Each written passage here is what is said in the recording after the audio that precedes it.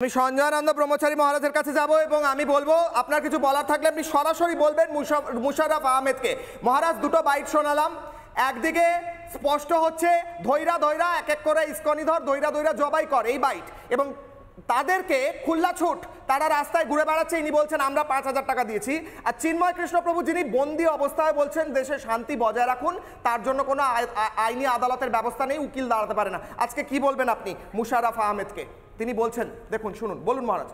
অত্যন্ত লজ্জাস্কর ব্যাপার, অত্যন্ত নিন্দনীয় ব্যাপার।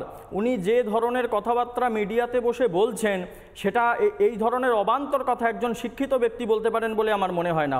সুন্দর কোট শুট পরে বসে আছেন, উনি বলছেন যে বাবরি মসজিদ নাকি জঙ্গিরা ভেঙেছে। এটা কোন ধরনের কথাবার্তা?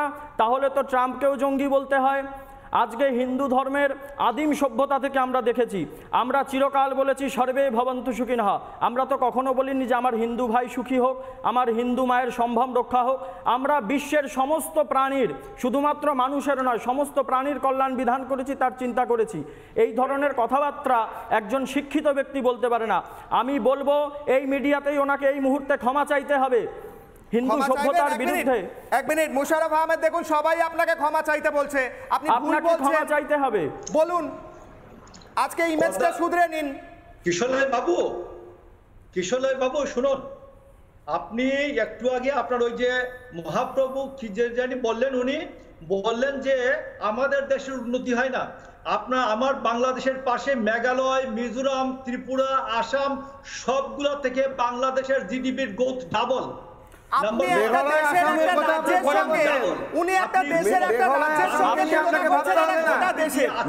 আসামে ওখানে সংখ্যালঘুরাই থাকে, মেঘালয় আসামে আমাদের দেশে খ্রিস্টান কমিউনিটির লোকেরা থাকে, তাদেরকে আমরা জ্বালিয়ে দিই না।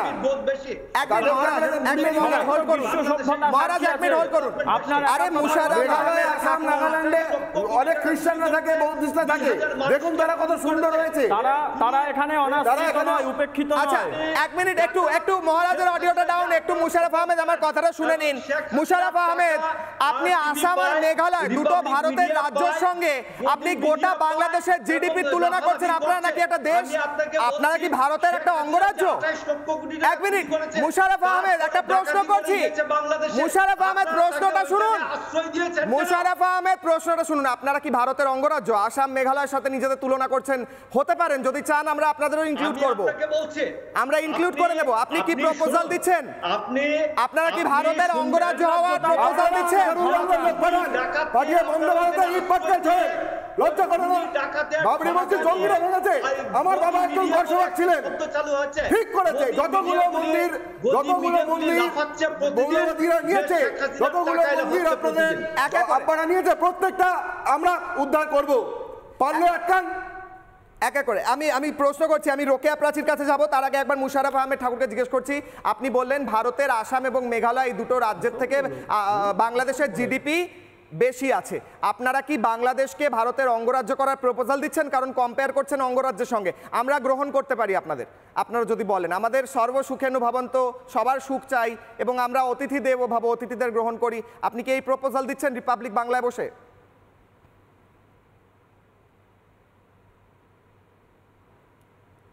মুশাররফ আহমেদ, আপনি কাকে বলছেন? আপনাকে বলছি মুশাররফ আহমেদ। মুশাররফ আহমেদ, আপনি কি প্রপোজাল দিচ্ছেন? আপনি কি অঙ্গরাজ্য হবেন ভারতের? বাংলাদেশ লড়াই করে ওয়ার্ল্ডের ফিফথ এফেক্টিভ আর্মি এবং 8th লার্জেস্ট আর্মিকে পরাজিত করে বাংলাদেশ সৃষ্টি হচ্ছে।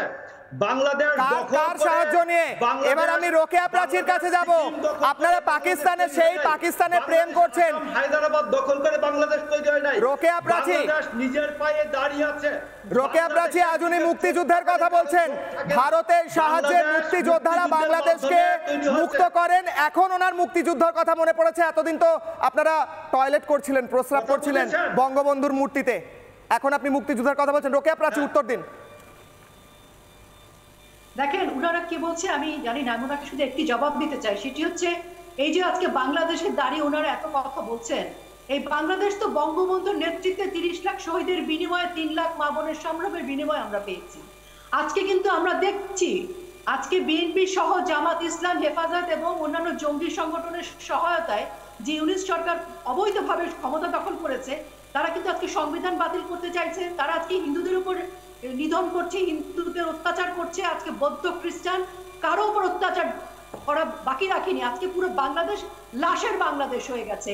আমি জানি না মোশাররফ সাহেব জানেন কিনা, কারণ পুলিশ সদর দপ্তরের রিপোর্ট হচ্ছে 2 মাসে 522টি খুন এবং 774টি ধর্ষণ।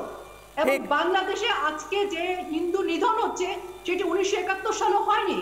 রোকেয়া প্রাচী একটু সঙ্গে থাকুন। রোকেয়া প্রাচী, বেশ। রাধারমণ প্রভু বারবার বলছেন খুনি হাসিনা কোটি টাকা চুরি করেছে, এটা কোথায় রেখেছে? আর 2000 মানুষকে খুন করেছে, 10,000 লোককে কি হিসাব দিচ্ছেন উনি জানি না, অডিও ডাউন করতে বলবো। রাধারমণ প্রভু, আপনাকে আমি শেষ কমেন্ট দেবো। রাধারমণ প্রভু আজ বাংলাদেশের বিএনপি সমর্থক, তিনি সমস্তটা কিছু বলছিলেন, সমস্তটা কিছু মিথ্যে। আপনি বললেন সমস্ত কিছুর প্রুফ আছে, সমস্ত কিছুর প্রুফ রয়েছে।